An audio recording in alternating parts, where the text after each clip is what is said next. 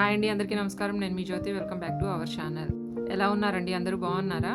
మన ఛానల్ని చూస్తున్నారు కానీ ఎవరు సబ్స్క్రైబ్ చేసుకోవట్లేదండి. ప్లీజ్ సబ్స్క్రైబ్ చేసుకోండి. మంచి మంచి వీడియోలు వస్తాయి. ఈరోజు నేను చెప్పబోయే రెసిపీ ఆలూ బైట్స్. పచ్చి ఆలూతోనే ఈ రెసిపీ చేయబోతున్నాను, చూడండి. ముందుగా 2 పెద్ద సైజు బంగాళదుంపలను పీల్ ఆఫ్ చేసుకొని ఇలా సన్నగా తురుముకోవాలి.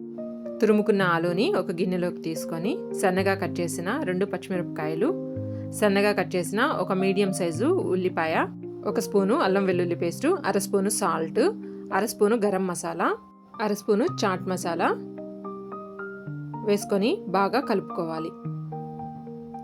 ఇలా బాగా మిక్స్ చేసుకున్న తర్వాత 1 కప్పు బియ్యం పిండి, 1/2 కప్పు కార్న్ ఫ్లోర్ వేసుకొని కలుపుకోవాలి.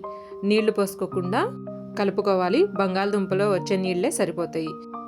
1/2 స్పూను జీలకర్ర వేసుకోవాలి. ముందే వేసుకోవాలి, మర్చిపోయి ఇప్పుడు వేసుకున్నాను. మొత్తం శుభ్రంగా ఇలా కలుపుకొని చేతికి కొంచెం ఆయిల్ ఇలా అప్లై చేసుకొని చిన్న చిన్న సిలిండర్ షేపు బైట్స్ లాగా ఈ పిండిని ఒత్తుకోవాలి. పిండి ఎక్కువ వేసుకోకూడదు. ఎక్కువ బంగాళదుంప తురుము తగులుతుంటేనే చాలా టేస్టీగా చాలా బాగుంటుంది. ఇలా అన్నీ చేసుకొని పక్కన పెట్టుకోవాలి. స్టవ్ ఆన్ చేసి బాండీ పెట్టుకొని డీప్ ఫ్రైకి సరిపడా నూనె వేసుకొని బాగా కాగిన తర్వాత మనం ఆలూ బైట్స్ని ఇందులో వేసుకొని వెంటనే కలుపుకోకూడదు.